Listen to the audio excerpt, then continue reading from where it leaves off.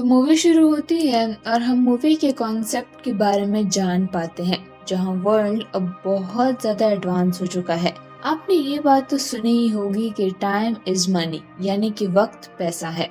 लेकिन क्या हो कि जब ये बात लिटरली यूज होने लगे और पैसों की जगह टाइम ही न्यू करेंसी बन जाए। ऐसा ही कुछ कॉन्सेप्ट इस मूवी का भी है, जहां हम जान पाते हैं कि अब दुनिया में न्यू करेंसी टाइम है। हर इंसान के पैदा होते ही उसके हाथ पर 1 साल का टाइम बन जाता है और ये टाइमर तब शुरू हो सकता है जब वो इंसान 25 साल का हो जाए। अब इसी टाइम की बेस पर कोई भी इंसान अपने लिए खाने पीने और बाकी की चीजें खरीद सकता है। बस कुछ भी खरीदने के लिए अपना टाइम स्कैन करना पड़ता है। अब फिर टाइम के कट जाने से वो चीज खरीदी जा सकती थी और अगर किसी भी इंसान का ये टाइम खत्म हो जाए तो उसकी फौरन ही डेथ हो जाती है। अब यहाँ हमें एक एरिया को दिखाया जाता है जहाँ के टाइम जोन को डेड एंड कहा जाता है और यहाँ के लोग काफी गरीब हैं, इनके पास टाइम की कमी है और सभी को काफी मेहनत करके टाइम कमाना पड़ता है और हर दिन इनको बस 24 घंटे का टाइम ही पे के तौर पर मिलता है।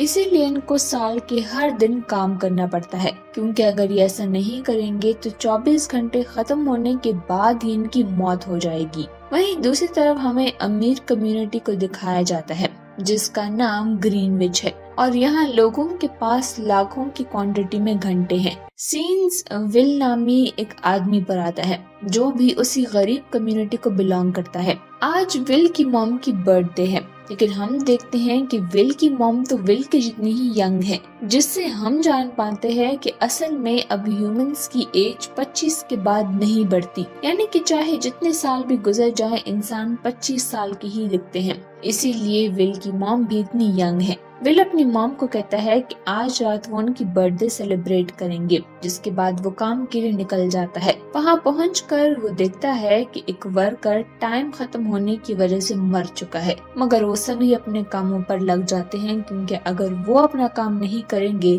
तो उन्हें भी अगले 24 घंटे का टाइम नहीं मिलेगा। यहाँ हम विल के दोस्त गैरी को भी देखते हैं। ये दोनों पूरा दिन बाकी वर्कर्स के साथ काम करते हैं। फिर दिन के आखिर में इन सभी को 24 घंटे का टाइम स्कैन कर दिया जाता है, जिसके बाद ये दोनों बार में ड्रिंक करने जाते हैं। वहाँ विल एक आदमी को देखता है जिसके हाथ पर 116 साल का टाइमर था, जिस पर विल हैरान होता है क्योंकि उनका एरिया तो बहुत गरीब था और यहाँ किसी के पास भी इतना ज्यादा टाइम नहीं था। इसीलिए विल उस आदमी को कहता है कि वो यहाँ ध्यान से रहे, क्योंकि उसका टाइम देखकर कोई भी उसे छीनने की कोशिश कर सकता है। मगर वो आदमी विल की बात पर इतना ध्यान नहीं देता और विल गैरी के पास आकर बैठ जाता है। इतने में वहाँ पर कुछ गुंडे आते हैं जो उस आदमी का टाइम चुराने आए थे। वो उसे अपना टाइम स्कैन करने को कहता है, जिस पर के उसका टाइम उसके पास ट्रांसफर हो जाएगा। वो आदमी कहता है कि पहले मैं वॉशरूम जाना चाहता हूँ, जिस पर वो गुंडा अपने आदमी के साथ उसे वॉशरूम भेज देता है।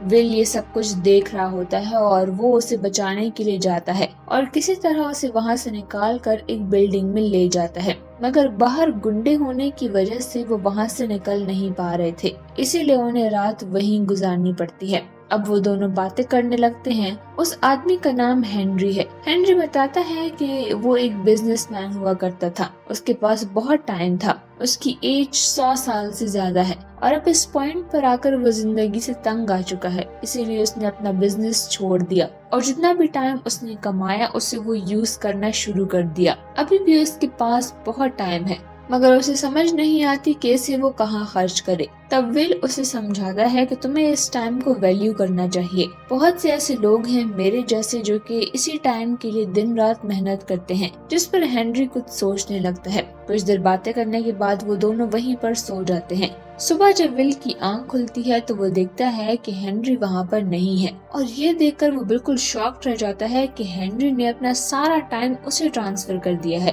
तभी उसकी नजर विंडो पर पड़ती है जहाँ हेनरी ने उसके लिए एक मैसेज छोड़ा था कि तुम मेरे टाइम को अच्छे से यूज करना और इसे वेस्ट मत करना। विल की नजर बाहर ब्रिज पे पड़ती है जहाँ हेनरी सुसाइड करने बैठा हुआ था। उसने अपने लिए बहुत थोड़ा सा टाइम बचा कर रखा था। उसे देखकर विल उसकी तरफ भागता है, मगर जैसे ही हेनरी के कुछ सेकंड्स भी खत्म हो जाते हैं तो उसे हार्ट अटैक आता है और उसकी वहीं पर डेथ हो जाती है, जिसके बाद उसकी बॉडी पानी में गिर जाती है। विल बहुत ही दुखी होता है क्योंकि वो हेनरी को बचा नहीं पाया, मगर इससे पहले कि ये मर्डर उसके जिम्मे आ जाए वो वहाँ से जाने लगता है। अगर वहाँ के सीसीटीवी कैमरा में ये सब कुछ रिकॉर्ड हो चुका था। विल को समझ नहीं आता कि वो क्या करे, इसीलिए सबसे पहले वो अपने दोस्त गैरी के पास जाता है और उसे सारी बात बता देता है। फिर वो अपने 10 साल उसे ट्रांसफर कर देता है ताकि उसकी जिंदगी भी थोड़ी आसान हो जाए। इसके बाद वो अपनी मॉम से मिलने के लिए निकलता है। वहीं विल की मॉम जब बस में चढ़ती हैं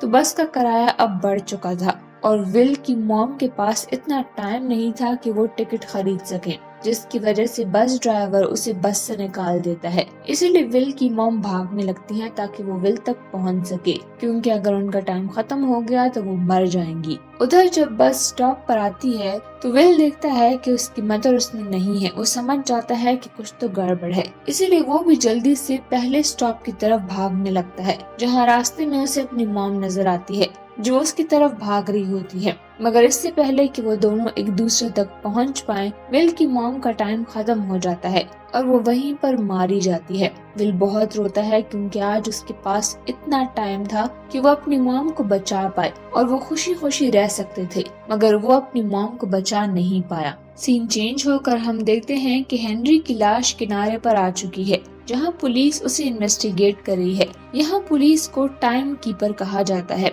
रेवन नाम का एक टाइम कीपर इस केस का इन्वेस्टिगेशन ऑफिसर है, जहां उसकी टीम मेंबर्स को लगता है कि शायद हेनरी को उसके टाइम के लिए किसी ने मार दिया है, जहां वो बोलते हैं कि शायद इसकी डेथ टाइम की कमी की वजह से हुई है। लेकिन यहाँ पर रेवन बोलता है कि नहीं, इसके टाइम को किसी ने चोरी किया है, लेकिन इसकी कोई और वजह भी लग रही थी और वो ये वजह जानना चाहता था। विल एक कार में बैठकर ग्रीनविच जाता है, जहां पहुंचने के लिए उसे बहुत सारे टाइम जोन से निकलना पड़ता है और वो हर जोन पर अपनी स्कैनिंग करवाता है। ग्रीनविच पहुंचकर उसकी नजर एक लड़की पर पड़ती है और फिर वो आगे बढ़ने लगता है और फिर वो एक होटल जाता है जहां पर ये लड़की उसको वहां भी मिलती है। विल एक रूम बुक करता है और फिर जब वो होटल में लंच कर रहा होता है तो वही लड़की दोबारा से उसके सामने आ जाती है। वो वहाँ की वेट्रेस को 1 हफ्ते की टिप देता है और फिर वो कसिनो के बारे में उससे पूछता है और फिर रात को वो तैयार होकर कसिनो में जाता है।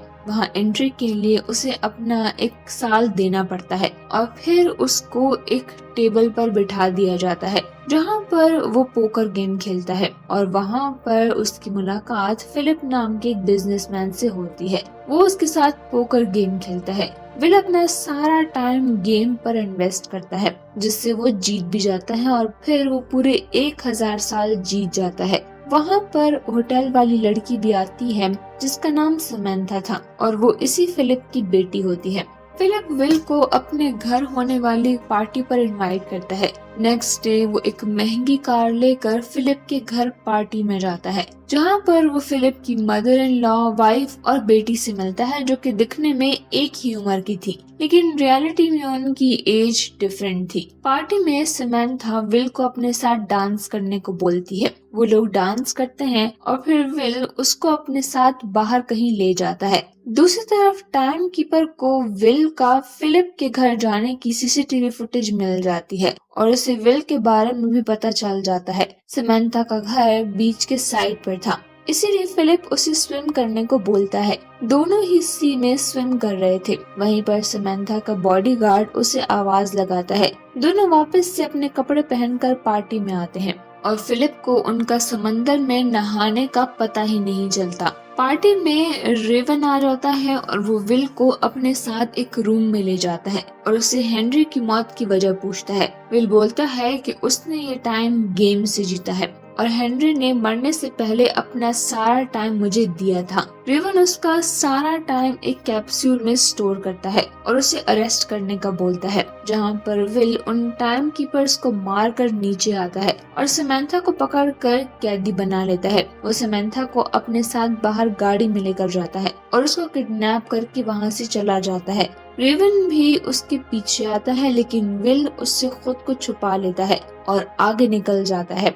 आगे जाते हुए वो लोग डेडन पहुंचते हैं, लेकिन वहां पर पुलिस ने अपना जाल बिछाया होता है, जिससे विल की कार का एक्सीडेंट होता है और वो दोनों ही बेहोश हो जाते हैं। फिर वहाँ पर डीडन के लोग भी आ जाते हैं जो कि सिमंथा के सारे टाइम को चुरा लेते हैं, और जब उसकी आंख खुलती है तो उसके पास सिर्फ 32 मिनट थे। विल उसे जल्दी से अपने साथ गैरी के घर ले जाता है, जहाँ गैरी की वाइफ उसे बोलती है कि गैरी ने अपना सारा टाइम शराब पर वेस्ट कर दिया, जिससे कि उसका टाइम खत्म हो गया और उसकी डेथ हो गई। विल अब सिमंथा की डायमंड रिंग उससे लेता है और उसे बेच देता है, और जिससे उसे 48 आवर्स मिल जाते हैं। और अब वो सिमंथा पर गन पॉइंट करके उसे कॉल स्टेशन पर ले जाता है और फिलिप को कॉल करने को बोलता है। फिर वो फिलिप से कहता है कि तुम मुझे 1000 सालों का टाइम दो और उसे डीडन के बैंक में ट्रांसफर कर दो, तो मैं सिमंथा को छोड़ दूंगा। रात को सिमंथा विल के साथ उसके घर ही आती है। वो लोग रेस्ट करते हैं और सिमंथा को विल अपनी मॉम की ड्रेस भी देता है। सिमंथा विल से उसके पेरेंट्स के बारे में पूछती है। विल बोलता है कि मेरे फादर की डेथ मेरे बचपन में ही हो गई थी और मुझे मेरी मॉम ने ही पाला है। फिर विल सिमंथा को एक ट्रिक बताता है जिससे वो सिमंथा का टाइम अपने हाथ में ट्रांसफर करता है। वो दोनों जब सुबह उठते हैं तो वो देखते हैं कि फिलिप ने अभी तक 1000 साल नहीं भेजे हैं और विल और सिमंथा के बीच तक काफी फ्रेंडशिप भी हो गई है। विल उसको अपने घर वापस जाने को बोलता है। सिमंथा बोलती है कि वो भी उसके साथ ही आएगी। वो कहती है कि मैं अपने फादर को कहूंगी कि मैं अपनी ही मर्जी से गई थी। वो दोनों अब एक दूसरे को किस करते हैं। सिमंथा को विल एक गन भी देता है। सिमंथा अब फोन बूथ से फिलिप को कॉल करती है। पीछे से रेवन आता है जो कि विल को शूट करने वाला होता है, लेकिन सिमंथा उसे शूट कर देती है और दोनों रेवन की कार को लेकर वहाँ से चले जाते हैं। सिमंथा बोलती है कि हम एक टाइम कीपर की कार में हैं, जिससे कि बाकी के टाइम कीपर हमें पहचान सकते हैं। तो बोलती है कि हमें एक दूसरी कार में जाना होगा, और वो दोनों एक कार को लूटते हैं और फिर उसमें बैठी एक लेडी से उसका टाइम भी चुरा कर वहाँ से निकल जाते हैं। जिसके बाद वो एक खामोश जगह पर आते हैं और टीवी में एक न्यूज देखते हैं। विल को अब पुलिस ढूंढ रही होती है। वो दोनों कार में एक दूसरे को किस करते हैं और अच्छा टाइम स्पेंड करते हैं। रेवन अब फिलिप के पास आता है और उसे बोलता है कि अब उसे सिमंथा को भी किडनैप करना होगा, क्योंकि उसने एक टाइम कीपर पर गोली चलाई थी। विल सिमंथा को गन चलाना सिखाता है। विल के पास अब टाइम की कमी थी, तो सिमंथा उसे बोलती है कि मेरे पास एक रास्ता है। उसके बाद वो दोनों ही बैंक में चले जाते हैं। वो दोनों एक ट्रक में बैठते हैं। ये बैंक सिमंथा के फादर का ही था। वो दोनों ट्रक में बैठते हुए एक बैंक में आ जाते हैं और वहाँ से बहुत सारे टाइम कैप्सूल चुरा लेते हैं।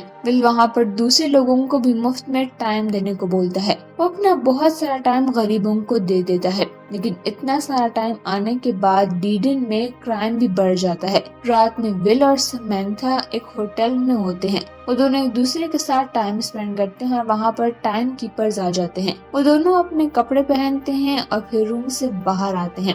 टाइम कीपर भी उनके पीछे भागते हैं, लेकिन वो दोनों विंडो से छलांग लगा लेते हैं और होटल से भाग जाते हैं। उनके पीछे टाइम कीपर भी भागता है और गोलियां भी चलाता है, लेकिन वो दोनों किसी तरह भाग ही जाते हैं। वे और सिमंथा अब एक दूसरे होटल में आते हैं और वहाँ के रिसेप्शनिस्ट से सारे रूम को बुक कर लेते हैं। वो दोनों एक रूम में चले जाते हैं और वहाँ पर उस होटल में एक और आदमी भी आता है, लेकिन रिसेप्शनिस्ट उसे कोई रूम नहीं देती क्योंकि सारे रूम्स तो विल ने बुक कर लिए थे।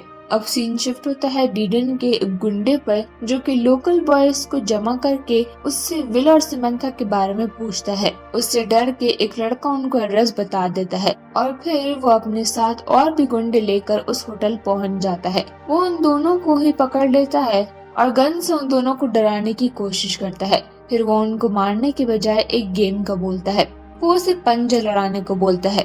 विल उसे पंजे लड़ाते हुए वही ट्रिक यूज करता है जो कि उसने सिमंथा को सिखाई थी, जिससे उस गुंडे का ध्यान अपने टाइम पर चला जाता है और विल इसी का फायदा उठाकर अपनी गन से उसके बाकी सभी लोगों को मार देता है और वो लोग वहाँ से भाग आते हैं। रात को दोनों एक बिल्डिंग की छत पर गुजारते हैं। नेक्स्ट डे सिमंथा अपने फादर के पास आती है गन के साथ और इसीलिए सभी लोग समंथा पर गन पॉइंट करते हैं। सबका ध्यान समंथा पर होता है, जिससे कि विल पीछे से आता है और वो फिलिप पे गन पॉइंट करता है। वो फिर उसको फिलिप के रूम में लेकर जाता है और समंथा उनसे उसके रूम के लॉकर का पूछती है। फिर वो वहाँ से एक टाइम कैप्सूल ले लेते हैं जो कि 1 मिलियन ईयर्स का होता है। वो दोनों इस कैप्सूल को दोबारा से डीडन ले आते हैं और रास्ते में जाते हुए टाइम कीपर उनको देख लेता है। वो उनके पीछे जाने लगता है। विल अपनी कार की स्पीड को तेज करता है और बहुत सारे टाइम जोन्स को क्रॉस करते हुए आगे जाता है और डीडन पहुंच जाता है। लेकिन रेवन अपनी कार को उसकी कार के साथ क्रैश कर देता है। विल कार से बाहर आता है और वो कैप्सूल एक छोटी सी बच्ची को दे देता है, जो कि उस कैप्सूल को डीडन के बैंक में ले जाती है। रेवन भी कार से आने के बाद विल को गन पॉइंट पर लेता है, लेकिन तभी वहाँ पर बैंक सभी लोगों में टाइम को बांट देता है, जिससे कि वहाँ पर रश हो जाती है और वो दोनों मौके का फायदा उठाकर वहाँ से निकल जाते हैं। रेमंड भी उनके पीछे आता है और उन दोनों को सरेंडर होने का बोलता है। तो विल कहता है कि क्या तुम्हारे पास इतना टाइम है कि तुम हमें अरेस्ट कर सको, जिस पर कि रेवन अपना टाइम देखता है और उसके पास अब कुछ ही सेकंड्स थे। इससे पहले कि वो कुछ कर पाता, उसका टाइम खत्म हो जाता है और वो वहीं पर मारा जाता है। अब विल के पास भी बस कुछ ही टाइम होता है। समंथा उसको अपना टाइम देती है ताकि वो बच जाए, लेकिन यहाँ पर विल को एक आइडिया आता है। वो रेवन की कार की तरफ भागते हैं क्योंकि उसकी कार में टाइम कैप्सूल थी, जिससे कि वो दोनों ही बच सकते थे। दोनों ही कार की तरफ भागते हैं। विल कार तक पहुंच जाता है और अपने टाइमर में टाइम फिल कर देता है। समंथा पीछे रह गई थी और अब उसके पास सिर्फ 5 सेकंड्स ही रहते थे। विल फौरन से भागकर उस तक टाइम को ट्रांसफर कर देता है और उसकी जान बचा लेता है। फिर वो दोनों एक दूसरे को हक करते हैं। डीडन में विल के टाइम डिस्ट्रीब्यूशन की वजह से वहाँ के लोगों में बहुत सारी चेंजेस आ गई थी और सब लोग बहुत ही खुश रहने लगे थे और अपनी जॉब भी उन्होंने छोड़ दी थी, क्योंकि उनकी टाइम की जरूरत अब विल और समंथा ने पूरी कर ली थी। टाइम कीपर्स भी उनको पकड़ने से पीछे हो जाते हैं। अब लास्ट में ये दोनों गन पकड़े एक बैंक में आते हैं। विल और समंथा अब बैंक्स को लूटते हैं और इसी के साथ ये मूवी यहीं पर एंड हो जाती है।